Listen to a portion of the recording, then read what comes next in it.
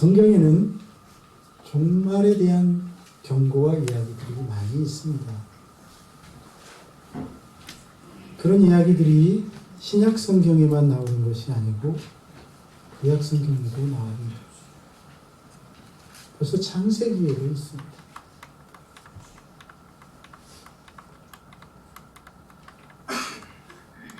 종말을 늘 생각하며 믿음을 지키고 하나님이 기뻐하시는 삶을 살도록 하기 바랍니다. 예수님께서도 이 땅에 계실 때 종말에 대하여 경고하시며 말씀하신 적도 많습니다. 특별히 마태복음 25장에서는 그날과 그때를 알지 못한다며 잘 준비하며 믿음을 지킬 것을 촉구하신 적이 있지요. 베드로 사도는 베드로전서 5장 8절에서 그럼에도 불구하고 예수님의 재림과 종말에 대하여 무관심하고 살아가는 사람들에게 종말론적 신앙을 가지고 살아가라고 경계하며 촉구하고 있습니다. 근신하라, 깨어라. 너희 대적 마귀가 우는 사자같이 두루 다니며 삼킬 자를 찾는다며 근신하며 깨어있는 것처럼 마지막 때를 긴장하며 조심하며 살라고 말씀하고 있습니다. 그렇습니다. 사도 베드로의 말씀처럼 마귀가 우는 사자와 같이 저와 여러분의 영혼을 삼키려고 엿보고 있습니다. 기회만 노리고 있습니다.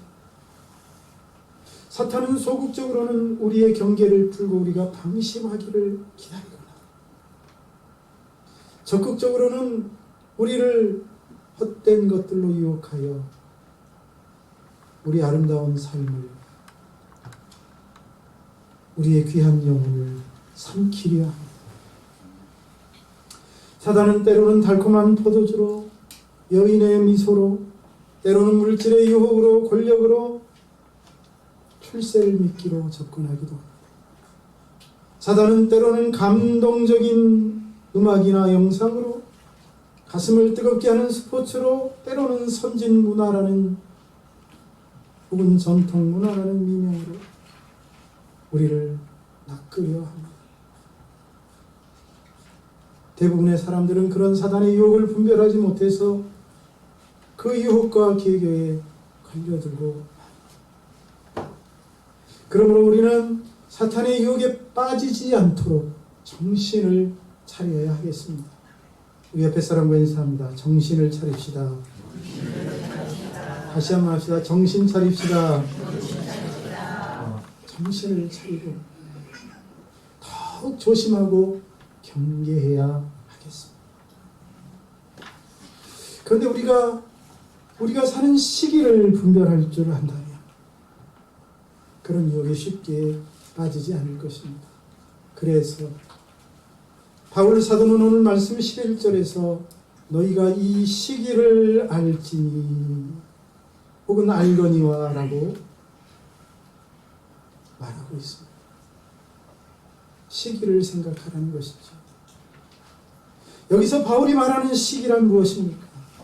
시간 혹은 때를 말하는 것입니다. 사실 가만히 생각해보면 우리 인생 자체가 시간입니다. 시간이 멈춘 상태를 죽음이라고 말할 수 있습니다. 죽은 자는 시간이 가지 않습니다. 죽은 자에게는 어린 시절도 청춘도 노년 시절도 없습니다.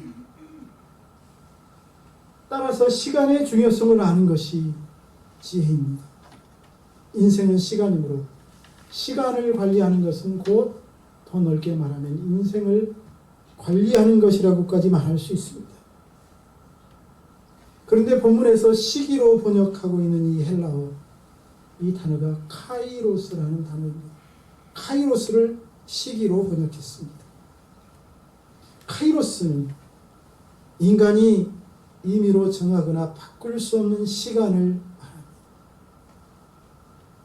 다시 말하면 철저하게 하나님에 의하여 정해지고 결정된 시간, 때를 말하는 것입니다.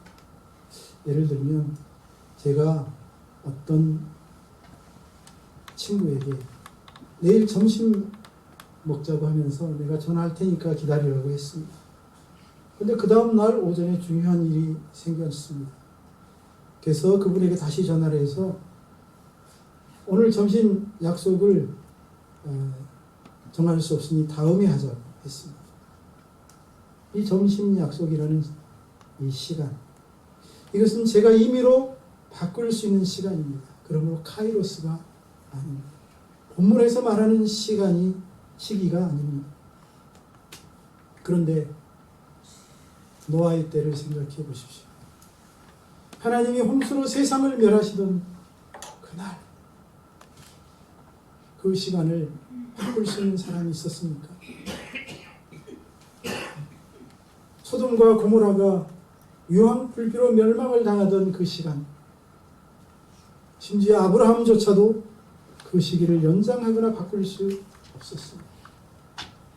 이렇게 정해진 시간, 사람이 임의로 바꿀 수 없는 시간, 하나님이 결정하신 그 시간을 카이로스라고 하죠. 우리나라에는 이따금 대형 참사가 일어나서 국민들의 마음을 철렁하게 하고 슬프게 하는 일들이 있었습니다. 95년에는 삼풍백화점이 붕괴되는 사고가 일어나서 502명이 갈려 죽었습니다. 참 가슴 아픈 일입니다. 2003년에는 대구에서 지하철 참사로 192명이 숨졌습니다. 다 죽었습니다. 얼마나 끔찍한 사건이었습니다. 2014년에는 제주도로 향하던 세월호가 그 어린 학생들을 싣고 바다에서 침몰하였습니다. 전 국민이 울었습니다. 어떻게 이런 사고가 났나며 분노했습니다. 304명이 사망했다고 하죠. 얼마 전엔 2022년 10월 용산에서는 대형 압사 사고가 일어나 할로윈을 앞두고 많은 사람들이 이태원에 몰려갔는데 해밀턴 호텔 앞 좁은 골목에 인파가 몰리면서 많은 사상자가 발생한 것입니다. 가슴 아픈 일입니다. 여러분 생각해 보십시오. 만약 그날 그 백화점이 무너지는 것을 알았다면 거기 들어갈 사람이 누가 있겠습니까? 그날 그 지하철에 화재가 발생하고 그날 그 배가 바다에 침몰할 것을 알았다면 누가 지하철을 타고 배에 올랐겠습니까? 해밀턴 호텔 앞에서 그런 끔찍한 일이 발생할 것을 알았더라면 방문한 그곳을 찾아가는 시간을 연기하거나 한산한 시간에 가서 사고를 면하지 않았겠습니까? 하지만 그럴 수 없었기에 참사의 희생자가 된 것입니다. 바로 이것이 카이로스. 사람이 임의로 바꾸거나 변경할 수 없는 시간, 정해진 시간을 카이로스라고 합니다. 더 나아가면 카이로스라는 시간은 하나님이 결정해 주신 때를 말하는 것으로 우리로서는 도저히 알 수 없고 바꿀 수 없는 때를 말하기도 합니다. 믿음이라는 것은 바로 이 카이로스를 분별하고 이 카이로스에 대비하고 이 카이로스에 순종하는 것입니다. 예수님을 생각해 보십시오. 예수님께서는 철저하게 하나님의 카이로스를 분별하시고 그 카이로스에 순종하셨습니다. 하나님이 정하신 그 때에 따라 움직이셨습니다. 십자가를 앞두고 겟세마네 동산에서 기도하실 때 슬퍼하고 고민하고 근심하시며 땀이 피가 되도록 기도하셨습니다. 무엇 때문에 그렇게 기도하셨습니까? 할 수만 있다면 이 잔을 내게서 옮겨달라는 것이 아니었습니까? 그 잔은 골고다의 그 고난과 십자가의 죽음을 말합니다. 다시 말씀드리면 십자가를 할 수만 있으면 지지 않게 해달라는 기도였지요. 그런데 그토록 애태워 기도하시던 예수님의 기도가 어떻게 끝납니까? 마태복음 26장 42절 만일 내가 마시지 않고서는 이 잔이 내게서 지나갈 수 없거든. 다시 말하면 내가 꼭 이 잔을 마셔야 한다고 한다면 아버지의 원대로 되기를 원하나이다. 그리고 일어서십니다. 예수님께서는 하나님의 카이로스를 분별하셨고 그 카이로스에 순종하신 것입니다. 기도를 마치시고 제자들에게 가셔서 때가 가까이 왔으니 인자가 죄인의 손에 팔리느니 일어나라 함께 가자는 말씀이 그 사실을 증명하고 있습니다. 예수님이 이미 알고 계셨어요. 그럼에도 피하지 않으십니다. 그리고 이 말씀이 끝나자마자 대제사장이 보낸 하솔들이 예수님을 체포하러 왔죠. 반면에 하나님의 때를, 하나님의 카이로스를 분별하지 못한 사람들도 있었습니다. 대제사장과 바리새인들. 당시 유대인들은 이 카이로스를 분별하지 못했습니다. 여러분, 하나님의 아들이, 그 영광스럽고 거룩하신 아들이 육신의 몸을 입고 이 땅에 오셔서 우리에게 자신을 보여주시는 것 얼마나 큰 은총입니까? 우리 눈으로 하나님의 아들을 볼 수 있다는 것 얼마나 큰 축복입니까? 예수님께서 그들과 함께 하시면서 보내셨던 시간들, 들려주신 말씀들, 보여주신 기적과 같은 일들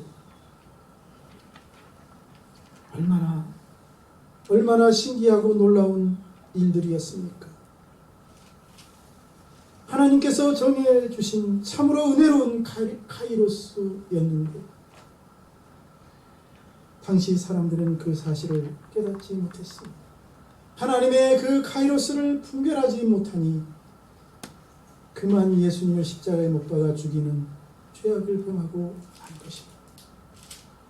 오늘 본문에서 말하는 하나님이 정하신 카이로스, 하나님이 정하신 때는 무엇을 말하는 것입니까? 그것은 종말을 말합니다. 종말의 때. 다시 말하면 종말이 가까웠다는 것이지요. 이제 우리의 구원이 처음 믿을 때보다 가까웠습니다. 밤이 깊고 낮이 가까웠습니다. 종말이 가까웠다는 말씀입니다. 다른 표현입니다. 그런데 이 종말에는 우주적인 종말이 있고 개인적인 종말을 생각할 수 있습니다. 우주적인 종말이란 무엇입니까? 예수님께서 하늘 구름을 타고 천사들의 호령과 나팔소리와 함께 강림하시는 날, 이 땅에 하나님의 심판이 임하는 날, 세상의 역사가 종결되는 날, 하나님이 새하늘과 새 땅을 열으시는 날이 그 날입니다. 그렇다면 개인적인 종말은 무엇입니까? 말 그대로 개인의 죽음을 말합니다. 우리는 우주적인 종말을 오거나 혹은 개인적인 종말을 맞이하게 됩니다. 개인적인 종말을 통해서건 우주적인 종말을 통해서건 언젠가는 우리가 이 땅을 떠나 하나님 앞에 가야 한다는 말입니다. 그 때가 바로 하나님이 정해주신 카이로스입니다. 그런데 우리는 우주적인 카이로스는 물론이고 자신의 카이로스가 언제인지조차 알지 못합니다. 그 카이로스가 오늘 밤일 수도 있고 몇 년 후일 수도 있고 혹은 몇십 년 후일 수도 있습니다. 그것은 전적으로 하나님의 손에 달려 있습니다. 하나님의 결정사항이기 때문에 한 가지 분명한 사실은 우리의 종말이 어제보다 오늘 하루 더 가까워졌다는 사실입니다.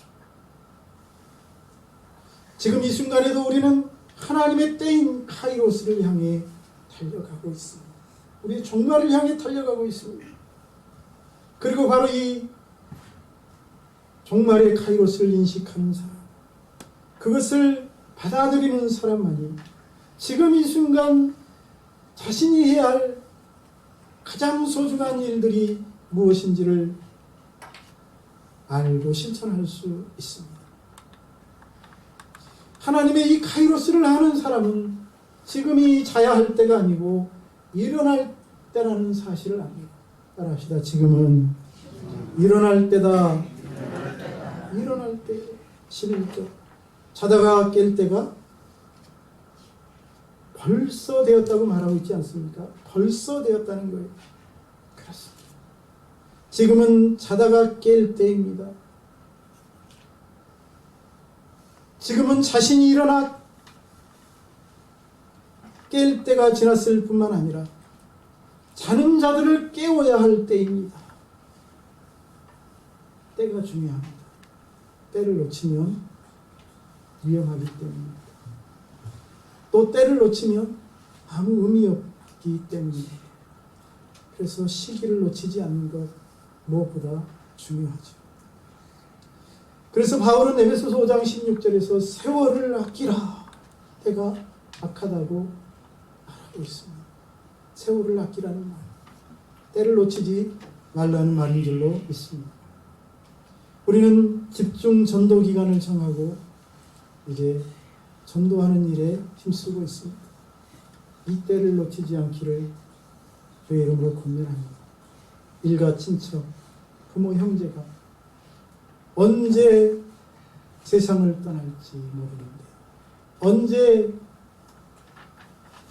카이로스를 맞이할지 모르는데 그분들에게 복음을 전하는 일, 예수님과 예수님의 복음을 전하는 일을 뒤로 미루지 마십시오. 지금은 안일하게 내일 하지 뭐, 다음 기회에 하지 뭐, 이렇게 미룰 때가 아닙니다. 지금은 당장이라도 달려가서 복음을 전해야 할 긴박한 때입니다. 바울은 디모데후서 4장 1절에서 하나님 앞과 살아있는 자와 죽은 자를 심판하실 그리스도 예수 앞에서 그가 나타나실 것과 그의 나라를 두고 엄히 명하노니, 다시 말하면 예수님의 재림과 하나님의 나라를 두고 엄히 명한다는 거예요. 너는 말씀을 전파하라. 때를 얻든지 못 얻든지 항상 힘쓰라고 말하고 있습니다.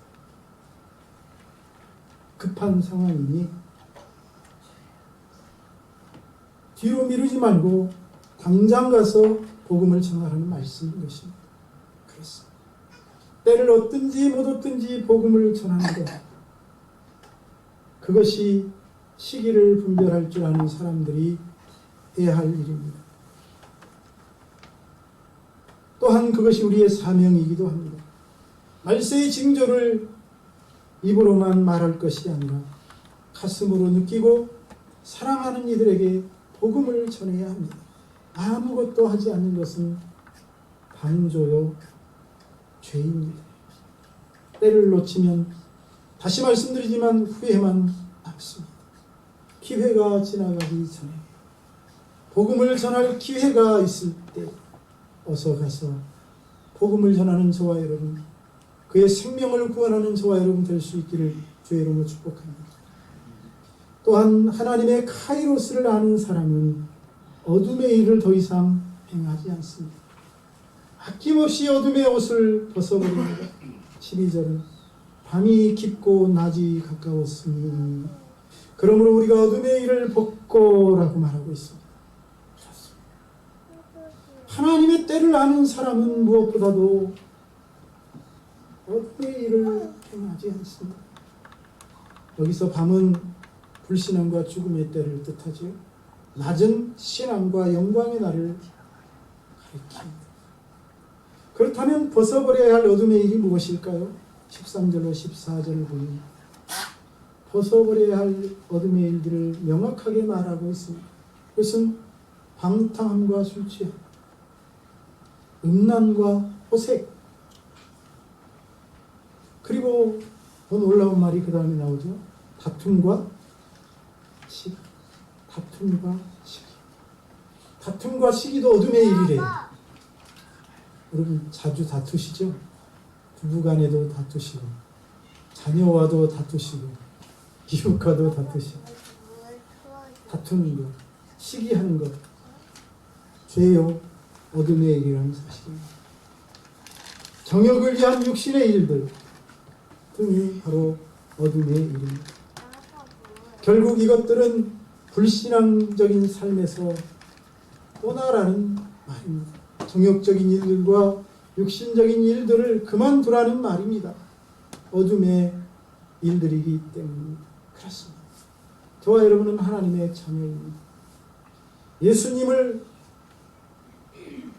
따라가는 그리스도인입니다.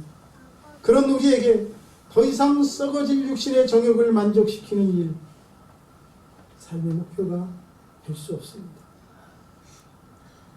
오늘 본문 말씀은 아주 유명한 일화의 배경이 되는 말씀이기도 합니다.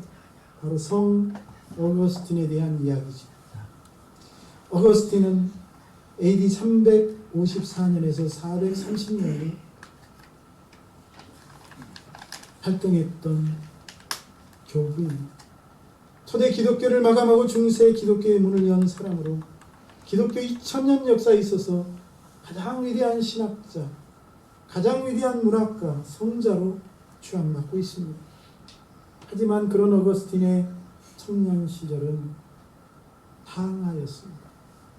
방탕하여 사생자를 낳고 만일교에 입교하여 다시 말하면 이단 종파에 들어가서 헛된 시간을 보냈습니다. 하지만 깨달음을 갖지 못하고 방황하다가 나는 왜 오늘 의롭고 깨끗하게 살 수 없는가라며 고민하기도 했지. 하루는 밖에서 아이들이 놀면서 부르는 노래가 그의 귀에 하나님의 음성으로 들렸다고 합니다. Take and read. Take and read. 들고 읽으라는 그 음성이 하나님의 음성으로 들려서 어거스틴은 빨리 성경을 찾아 펼쳤는데 그의 눈에 들어온 구절이 바로 이 구절이었습니다. 낮에와 같이 단정히 행하고 방탕하거나 술 취하지 말고 음란하거나 호색하지 말고 다투거나 시기하지 말고 오직 주 예수 그리스도로 옷 입고 정욕을 위하여 육신의 일을 도모하지 말라. 어거스틴은 이 말씀을 읽고 그만 그 자리에 무릎을 꿇고 회개합니다. 그런 후에 옛사람을 완전히 벗어버리고 새 사람이 됩니다.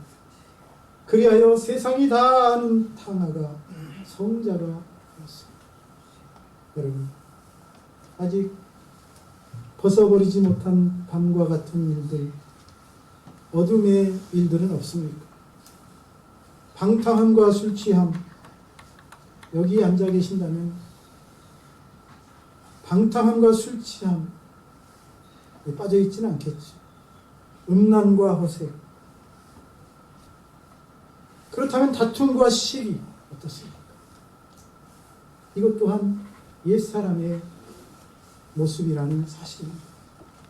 오늘 말씀을 통해 하나님의 카이로스를 알고 옛사람을 벗어버리는 우리 성도님들이 될 수 있기를 주의 이름으로 축복합니다. 에베소서 4장 22절로 24절도 오늘 말씀처럼 옛사람을 벗어버리라고 말씀하고 있죠. 너희는 유혹의 욕심을 따라 썩어져가는 구습을 따르는 옛사람을 벗어버리라.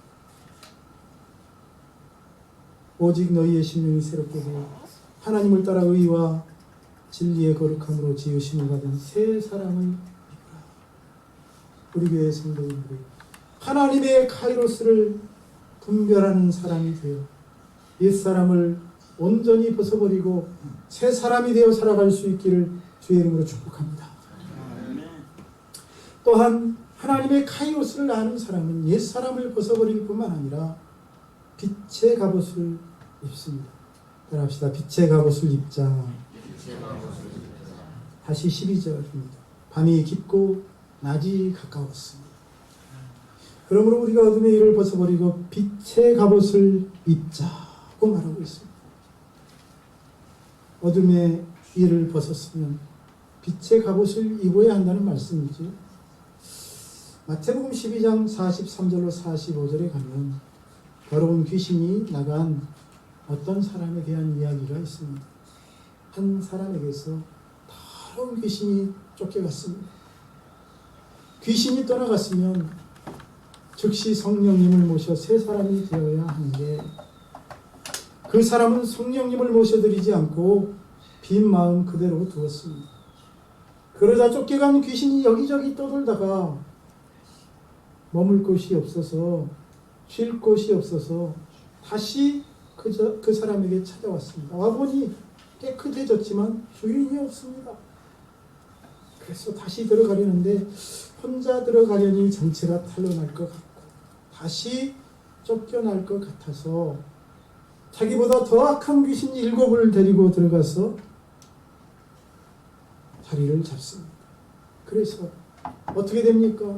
그 사람의 형편이 전보다 더 나쁜 상태가 되고 말았다는 이야기. 예수님이 직접 하신 말씀 아닙니까? 그렇습니다.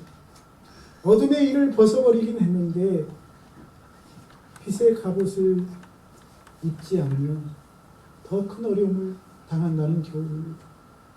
어둠의 일을 벗어버렸으면 즉시 빛의 갑옷을 입어야 한다는 말씀이지요. 그렇다면 빛의 갑옷이 무엇입니까? 13절로 14절에 있는 본문 말씀처럼 이는 어둠의 일들과는 반대되는 일들로서 낮의 일일 것입니다. 그리고 그 낮의 일의 핵심은 예수 그리스도입니다. 이 예수 그리스도로 옷 입으라는 말씀입니다. 예수 그리스도로 옷 입으라는 말이 무슨 말입니까? 예수 그리스도를 닮으라는 말인 줄로 믿습니다. 에베소서 5장 8절로 9절은 이에 대해 좀 더 구체적으로 말해주고 있습니다. 너희 전에는 어둠이더니 이제는 주 안에서 빛이라 빛의 자녀들처럼 행하라. 빛의 열매는 모든 착함과 의로움과 진실함에 있느니라. 할렐루야. 예수 그리스도로 옷 입는다는 것은 착함과 의로움과 진실함입니다. 이 착함과 의로움과 진실함을 갖도록 하게 해주신 것이 결국은 율법이 아니었습니까? 착함과 의로움과 진실함 앞에서 어둠이 물러갑니다. 빛이 비출 때 어둠이 흔적도 없이 사라지는 것과 같습니다. 사랑하는 여러분, 어둠의 갑옷을 벗었으면 빛의 갑옷으로 온전히 옷 입을 수 있기를 축복합니다. 옛 사람을 벗어버렸으면 온전한 새 사람이 되어야 할 줄로 믿습니다. 저와 여러분이 육신의 일을 벗고 신령한 영의 일로 옷 입을 수 있기를 축복합니다. 어둠의 일을 벗고 예수 그리스도로 옷 입고 남은 생애를 믿음으로 달려갈 수 있기를 주의 이름으로 축원합니다. 사랑하는 여러분, 시기를 아는 일, 더 나아가 하나님의 카이로스를 아는 일처럼 중요한 일은 없습니다. 시기를 알아야만 하나님의 때에 노아 시대 사람들처럼 홍수로 멸망당하지 않고 소돔과 고모라의 백성들처럼 유황불비에 멸망하지 않고 구원을 얻고 영원한 생명을 얻을 수 있기 때문이지. 시기를 분별하는 사람은 지금이 바로 자다가 깰 때라는 사실을 압니다. 지금은 빛의 자녀답게 어둠의 일을 벗고 육신의 일들을 벗어버리고 예수 그리스도로 옷 입어야 할 때라는 사실을 합니다. 저와 여러분에게 시기를 분별하는 지혜가 있어서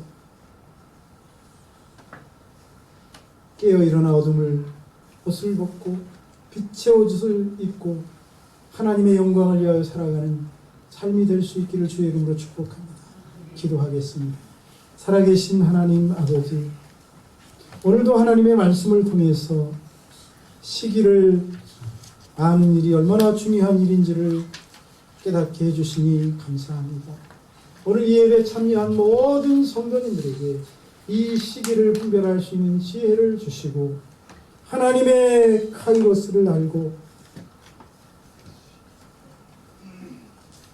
어둠의 옷을 벗고 빛의 갑옷을 입고 영원한 생명의 길을 걸어갈 수 있도록 복을 주시옵소서. 주님을 사랑하오며 예수님의 이름으로 축복하고 기도하옵나이다.